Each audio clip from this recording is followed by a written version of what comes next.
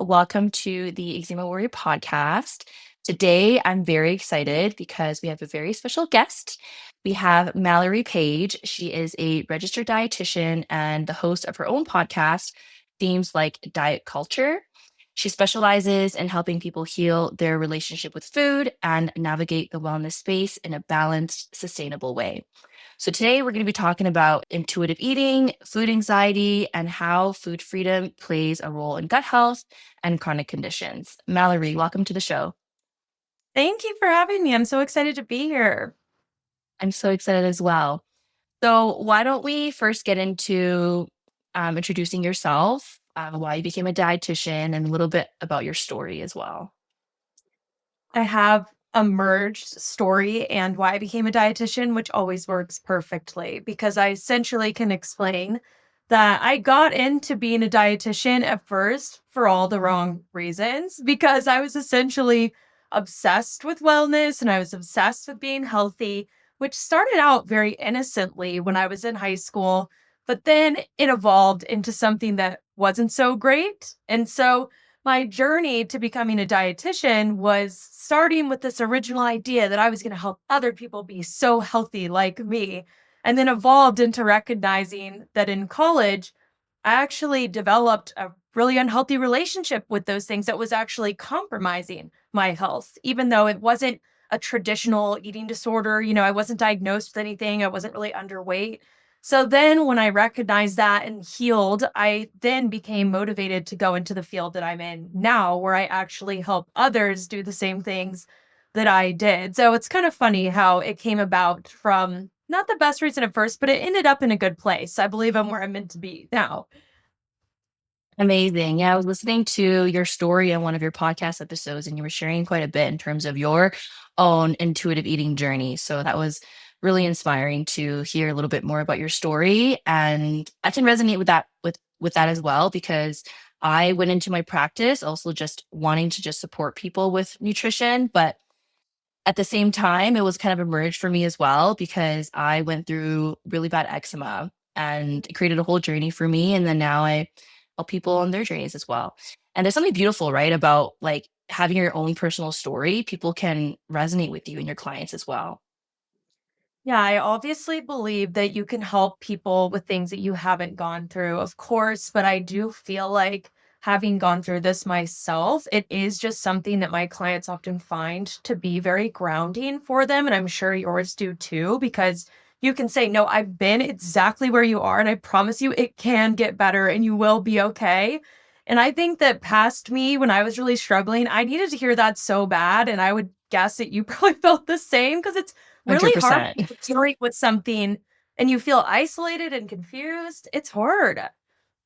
Yeah, it's a very lonely journey. Thank you for sharing and introducing yourself. Okay, so let's, I guess, start with the basics. So, given that you're an expert in intuitive eating, can you explain to our audience and the people listening today what is intuitive eating and how does that look like for someone's typical day to day?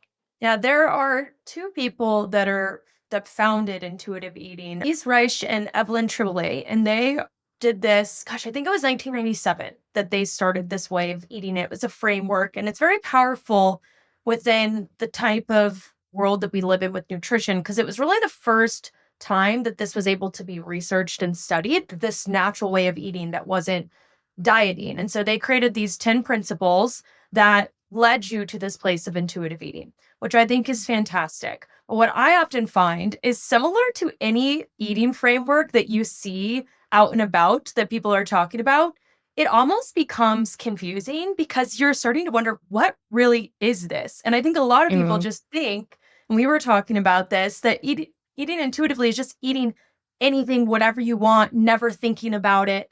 And that's really not what it's about. I actually like to reframe the end goal of intuitive eating to being able to effortlessly have food freedom while also feeling your healthiest, because I mm, think that really encapsulates what we want. And I personally have seen that a lot of people that come from a more disordered background or maybe just haven't had as much balance with food in their body, they need a little bit more concrete steps. So I've created a methodology where I walk them through that. And I think when you have these concrete steps of, I always say the first thing is you kind of have to open your brain to body channel, which is basically being able to actually have hunger and fullness cues. Then you work through rewiring your food lens, all the things that affect how you eat and how you feed yourself, like fear of weight gain and binging and emotional eating. And then finally, you turn on that balanced intuition by adding in gentle nutrition and understanding what works for your body, because that is really what intuitive eating is all about, is finding what works for you and not being affected by all the noise that we hear within our society and culture. For sure, and there's so much noise with diet. Oh my goodness. It's so hard because I don't know if you see this with your clients, but a lot of my clients, they come to me after being on all kinds of restrictive diets for healing their eczema, their gut issues. And that's all they've ever known. Because if you go online, unfortunately, people are like, go on a gluten-free diet and then avoid dairy and then avoid vegetables and fruit and go on carnivore diets. It's like so overwhelming. So how do you how do your clients find that balance between um, eating well for their symptoms or for their general health and also being able to eat what they want, I guess, or like have that intuitive eating way? Yeah, I have to say, first, I see the same thing as you, especially right now with TikTok. It's just the wild, wild west with nutrition and health advice, especially for any type of chronic condition or something you're dealing with skin. I mean, I saw about 10 videos yesterday of these people recommending this one supplement for a whole host of different health things. And I'm sitting there thinking, that is not going to work. There's nothing in that supplement that's going to lead it to actually work. So it just drives me crazy. I want to I get to your know. question. I don't know if you've seen anything like that too lately, but it's just wild. Yes, all the time. And my clients ask me all the time, "Well, have you heard of this supplement? It's supposed to help my skin. And what about this one? What about that one?" And then I'm like, honestly, there's so many out there. There's always a new supplement coming out nowadays. And it really makes you think, okay, why are people wanting to use a supplement to heal themselves, I guess, instead of Mhm. looking at the foundations, which is our nutrition and our relationship with food? Like, I think it starts with that first before reaching for a supplement that probably isn't going to help you if you don't have the foundation set, right? It's so funny that you say that because to answer the question you shared before, that's honestly a lot of what it is that we're focusing on originally.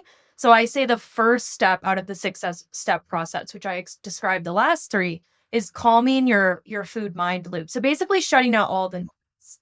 But then the second thing is actually awakening your body's wisdom. So actually getting in touch with your body again, because so much of the time we don't want to get down to the basics of things. Are you eating enough? Do you have a diversity of foods that you are eating? Are you constantly stressed at every single meal and that's affecting how you feel? Are you actually taking the time to do things that support your health?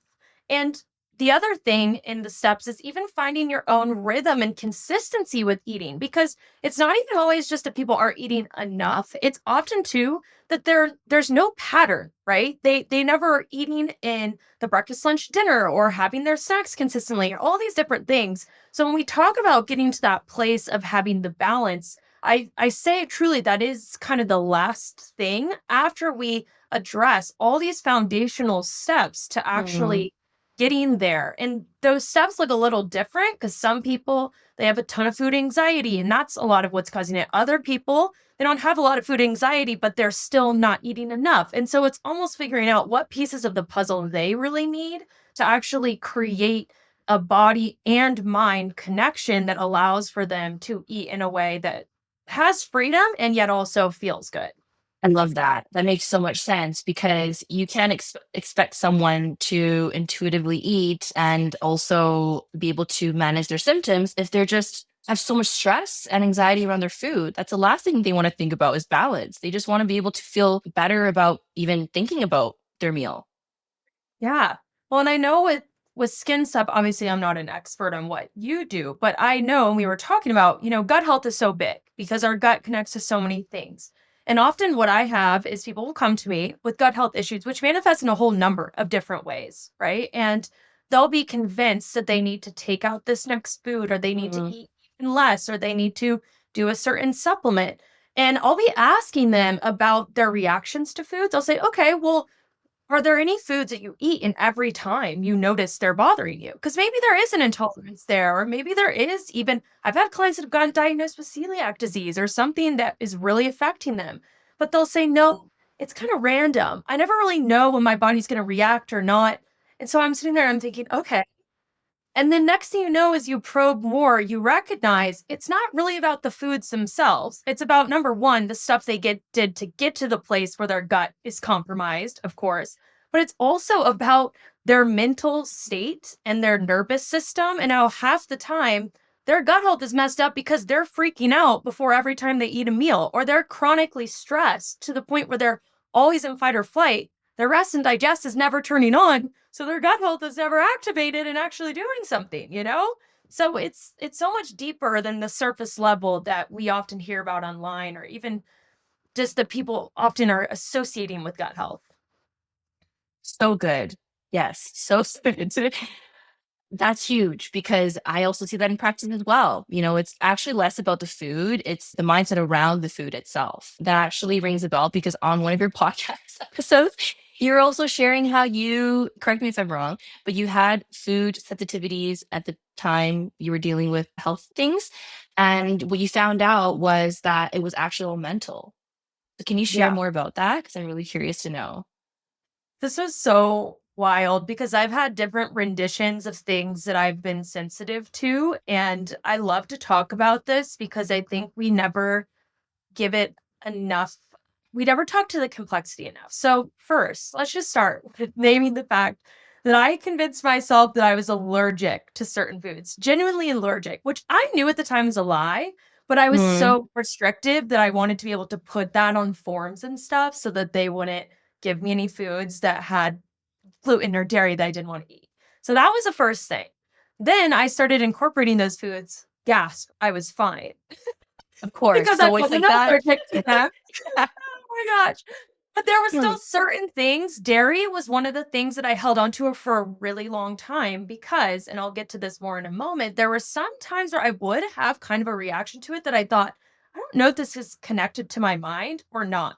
Yet, Mm, there was this time I remember still so distinctly where I went to order a coffee and they gave me whole milk instead of whatever I was probably ordering almond milk at that time because I was trying to get the lowest calorie thing. But I literally created an anaphylactic reaction. Like I felt like my throat was closing up because of that. And I am not allergic to dairy in that way at all. I mean, that's a very strong reaction. I would have noticed that mm, at other times in my life. So there were different things like that throughout the journey. And the main reaction really was coming from me being so afraid of it. And then even for me kind of programming my nervous system to react like it was a threat. And so yes. that was her. But what's interesting is now, and I've been recovered for many, many years, I notice that there are some things, specifically heavy cream, for example. If I were to just drink that, it doesn't always work really well for my stomach. I still sometimes eat it because I want to have ice cream and all that different stuff. But I think that's the beauty of knowing your body really well and knowing what actually works for you and doesn't. It's not as Mm. usually as extreme as you think, but sometimes there's information there that we can value and listen to as well. That's such an inspirational story. And for people who are listening, maybe you want to think about, okay, are you actually sensitive to the foods that you think you're sensitive to, or is it your mind playing games with you and making you afraid of this food, but really you don't have sensitivities to it? And I have clients too that thought they had a reaction to certain foods, avoided it for so many years, and then realized that they never had the issue in the first place.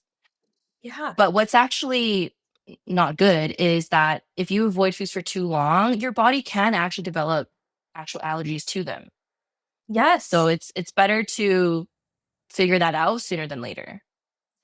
Exactly. I always talk about the importance of food diversity and then also within that, not heavily overdoing it on any type of food because being obsessed with being healthy and also being concerned about weight gain, I did a lot of what I would call volume eating. So it was really heavy on vegetables. And what was funny is my body would be giving me all the signs that it wasn't feeling good. It was just too much all the time. And I wasn't getting enough of the other things, like enough carbs and enough fats.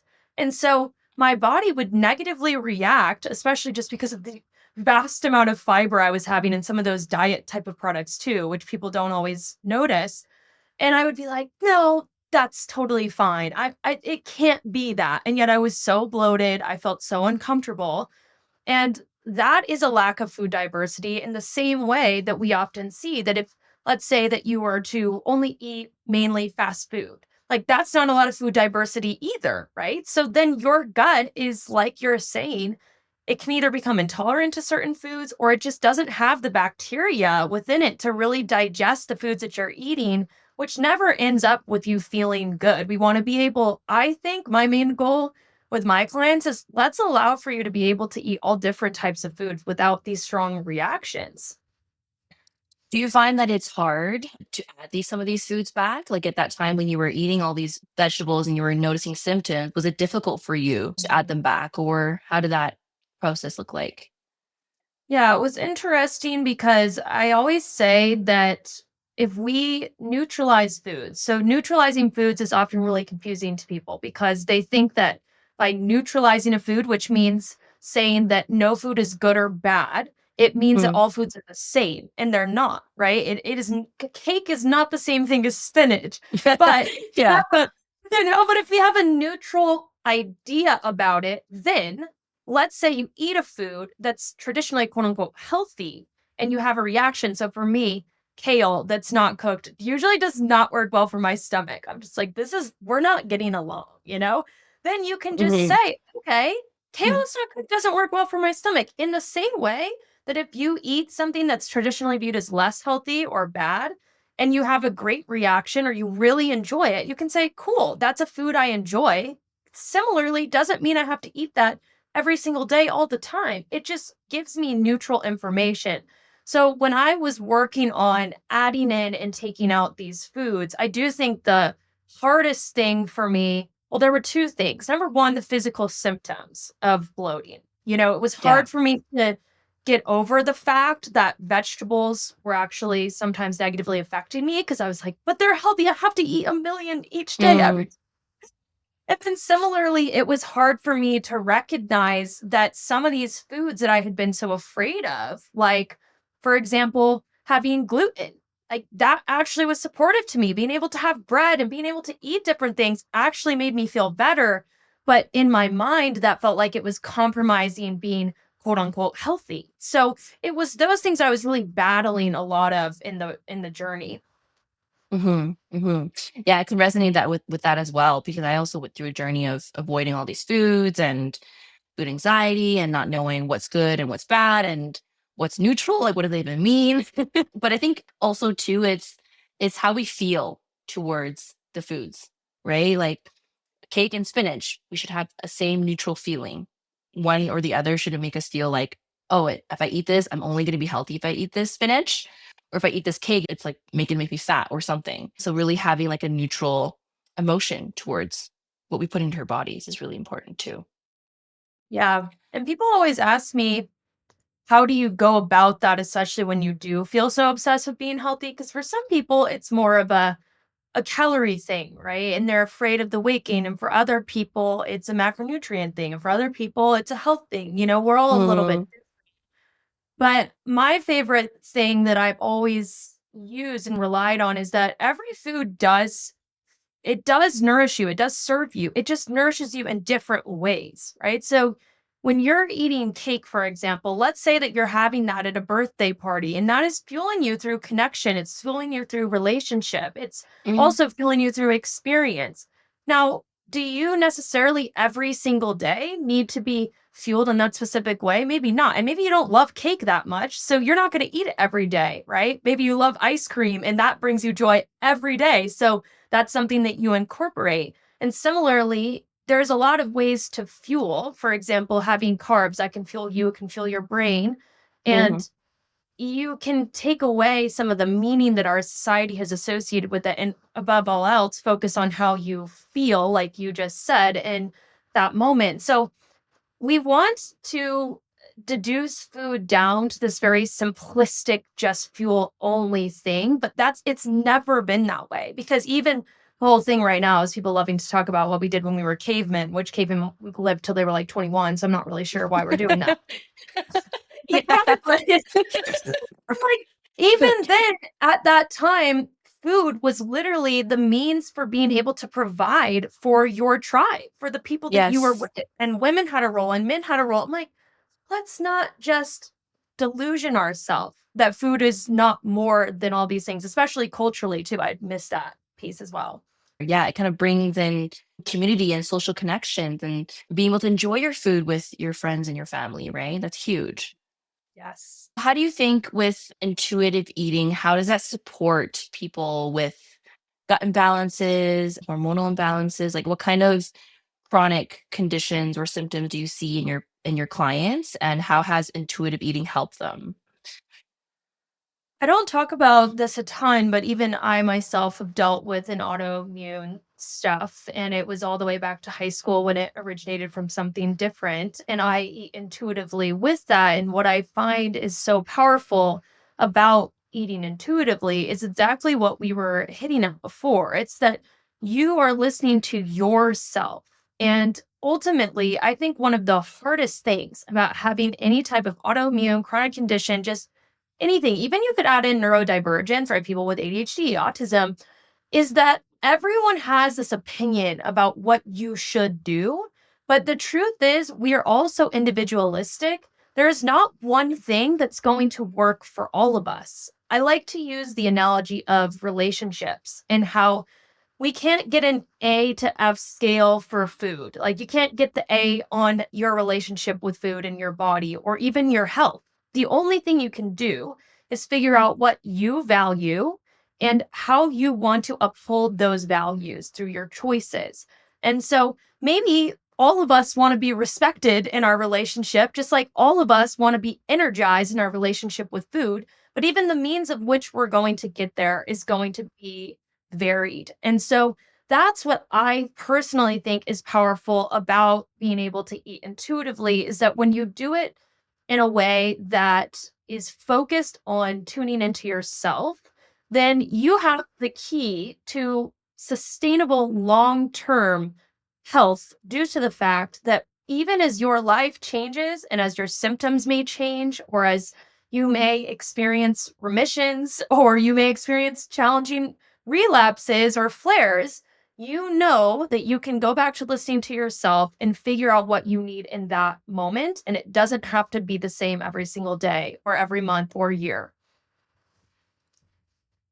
Do you find that a lot of people actually struggle with that though? Like they can't actually tune into their bodies. I see that a lot in practice where it's like, I know I'm supposed to listen to my body, but there's a disconnect between their bodies and their mind and I would themselves. say, yeah, sorry to cut you off. I was just Okay. going to say that that's probably the number one thing that I see. And that's why oftentimes when I'm even talking to someone about what their end goal is with their relationship with food, I don't even use intuitive eating unless it resonates with them because sometimes people feel like, well, I tried intuitive eating. I always say this is the process. They try intuitive eating to try to feel better about food and their body. And then they feel like they are eating out of control. They don't know what they want to have. Then it often makes them feel like they're eating only foods that don't make them feel good. Then they're afraid of weight gain. Then they're worried, should I do something to try to change my relationship with food again? But they did intuitive eating to try to do that in the first place. So they're then feeling like this just doesn't work for me, right? Because it's Right. confusing. So it's almost as if it can feel like you're throwing someone in a pool to swim a mile when they've only ever trained to swim a lap. Like we need to equip them with more skills in order to really be able to do that. Otherwise, what people are often listening to is the past programming that they have. It's their disordered voice that's telling them to skip meals, or it's societal voices. So we have to take steps in order to allow for that person to even be able to know how to listen to themselves before we just dive in with saying, okay, just listen whenever you're hungry and full. They're like, I don't know what that is. Right. So do you feel like you're often doing like an assessment, like a clinical assessment into their whole entire medical history to kind of figure out what those initial steps are? First, it did feel like that, but now that I've worked with close to 500 people, you see the same things. And so that's how I developed my methodology in my program is that I essentially see, okay, almost every single time they're going to come in and we're going to take these steps and then intuitive eating and kind of balancing your health and your freedom. They're technically those last steps. And some people, of course, may have things they progress through more quickly. Like some people aren't as affected by diet culture, for example. And so they feel like, yeah, I can detect that easily. And we would always kind of start there. But then other people, they're spending quite a while just trying to get through the diet culture voice in their head that's telling them they need to do XYZ thing. So it's a lot of just it's that format that they consistently can follow, but also determining what they need in that moment and how much time they need at each step. And this is why like having a dietitian to help you kind of look through your case and more of that personalization is really important too. Because everyone, like you said, everyone's body's so different. One person can respond to a protocol or your recommendations this way. Another person it does not work at all. And you have to constantly make adjustments and changes. And Yeah. that's basically how you see progress and help your clients, right? Yeah. Cause it sounds easy in theory. I mean, I could tell people basically what you do is you eat consistently and have multiple meals and you just eat anything and then you listen to what feels good and what doesn't. But it's not that simple, right? It is and Mm-mm. it's not. That's what's so funny is I always say Yeah. that intuitive eating, it's groundbreaking, but it shouldn't be. It's only groundbreaking because we were brainwashed for so long to think that food is complicated. But really, when you look at someone that's never had an issue with food, oftentimes you see this in men, they just eat. Like it's not that complicated, Yeah, you know? But exactly. it just feels that way because everything we've gone through. For sure. And so, for people who are listening and they're struggling with eating well and balanced without getting obsessed with their food, what do you think they can do when they're finding themselves like, okay, I need to eat well for my body and my symptoms, but now I'm kind of getting a little bit too obsessed with it? There's a Yeah. term for it, right? I think obsessed is good. It can be anything. I feel like it can be disordered, it can be obsessed, it can be whatever resonates with the person. And that's honestly what I would say is most important is figure out the reason Mm. as to why you feel like you can't find that balance right now. So, here's some common things that I hear. There could number 1 be that when they try to eat something that doesn't feel quote unquote healthy, they feel out of control. Whether they eat too much of it in their mind or they eat foods that they don't want to eat necessarily and eat them in large quantities. So there can be that. It can be that Mm. when people try to find balance, they don't know what that would look like in the sense that they're like, well, how do I nourish my body? How do I feel full? So that's kind of more of a gap in some of the nutrition knowledge. There's also not having the energy. So people feeling like it's insurmountable to even try to nourish themselves, whether it be eating consistently or eating things that actually feel good and sound good to them. Or it can be that people are struggling to eat enough. They're kind of in a restrictive mindset and very afraid of their body changing. And then also, I would say emotional eating is really big too. Mainly using food as your form of joy, dopamine, satisfaction, your way of coping with emotions. So, those are probably some of the most common reasons. And the reason why you have to assess or have someone that can assess for you, because I can talk to someone for 20 minutes and usually assess exactly what it is. Uh, you're going to go about each of those things in a totally different way. Like, as I said, you'll go through a system that's overarching of things that you can work on, but each one you're going to want to do a little bit of something different. Like, if you're feeling out of control around foods, we need to assess is it because you're not eating enough? Is it You're not mentally, physically, or emotionally satisfied. It's usually one of those three, some type of restriction of some sort. If it's a gap in nutrition knowledge, is it because you have too much confusing knowledge that you've taken in that's making you feel like the basics and foundations aren't enough? Or is it that you genuinely have never been taught it? If it's the emotional stuff, sometimes we have to get really deep into coping and how you're dealing with things and your capacity and your nervous system. So each of those things are likely going to be helpful to each person, but in differing amounts. Actually, one of the things I was talking about with my clients is she had a question. She's like, I have these intense sugar cravings and I can't control my sugar intake right now. I'm just wanting chocolate and wanting cake. What can I do to reduce sugar cravings? And it's interesting what you're saying because it's not just simply about, okay, do this, like take, I don't know, eat an apple as like, it's like an alternative. And that's what sometimes clients are looking for, right? What can I eat instead Hmm. to cut my sugar cravings? But it's what you said, it's like looking deeper into it. Okay, are you just not eating enough? Because if you're not eating enough throughout the day, you're going to be hungry, you're going to crave sugar, right? And you're going to lean towards foods, certain foods that you have cravings for. So it's looking deeper as to why you have these cravings, and it's more than just like, okay, let's find an alternative, let's use stevia. Like that's not going to work if your craving is due to you're just not getting enough macronutrients and nutrients in your diet. Yeah. Sugar is such a big one for that too, because people believe from that one study that they found in rats, they exhibited behavior. It's been refuted by many scientists that sugar is addictive, but sugar isn't actually addictive in the same way that a drug is addictive, which is what that study said, is that it had it lit up similar pathways to what cocaine does. But if that was true, people would be like literally taking gouges from their sugar by itself. And we're not doing that, right? Because it's very different. There's a combination sometimes within our foods, but it's also the behaviors and what sugar can bring to us because sugar can increase dopamine just like any food that we really love. But like you're saying, it is so much deeper like with sugar especially like you're saying obviously if you're not eating enough because then our body automatically goes into craving high density foods that can bring us a lot of energy. Also, I see so much of the time people that don't sleep and don't sleep well, then they're craving as of the same thing. It That's a can be huge one. yeah, Sorry to cut you and off, but yes, no, the cortisol levels when it's high because you're not sleeping enough and you're not getting that rest, you're gonna wake up and want sugar yeah, even in the middle of the exactly. night.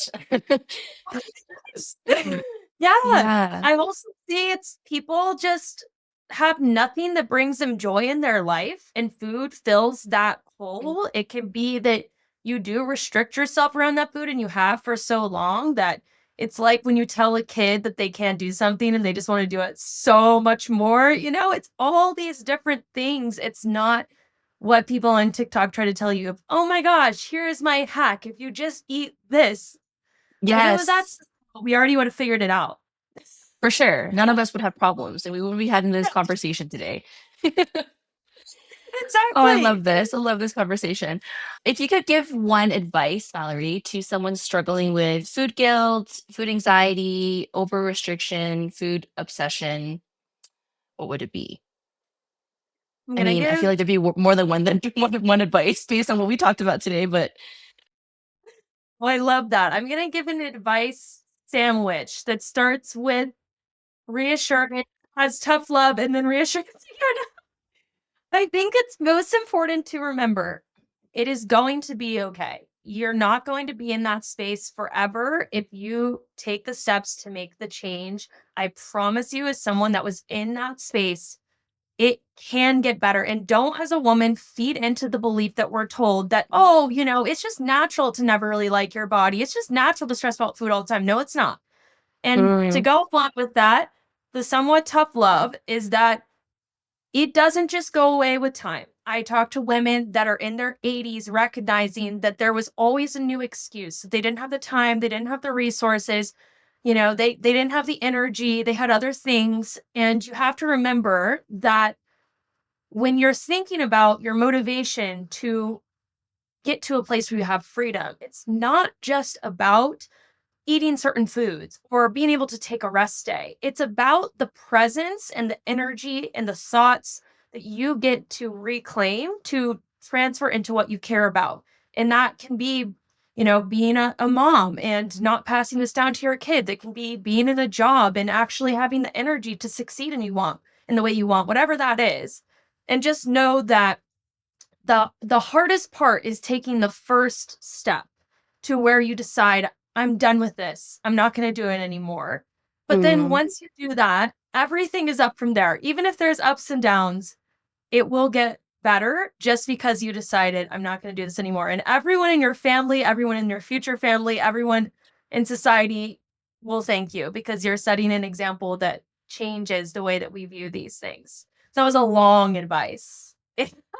But good though. Thank you so much for sharing your knowledge and your wisdom. Where can my audience find you or people who end up listening to this episode? What's the best way to reach out to you or connect with you? yeah, my Instagram, Mallory J Page, is kind of my central place. But my YouTube, my TikTok, they're all also under Mallory J Page, just my name. And you can find my website, free master classes, free community. I have lots of free stuff from there, as well as my programs and ways to work with me. And then my podcast is my only outlier. That seems like diet culture, like you said. So that's a different name, but you can find that on my Instagram website, all the other places too. Perfect. And all of the links to Mallory's social media platforms will be in the show notes. Thank you so much, Mallory, for hopping on to the podcast today and talking about all kinds of different topics. Really love this conversation with you today. Yes, thanks for having me. It was so much fun. Yay. Thank you so much.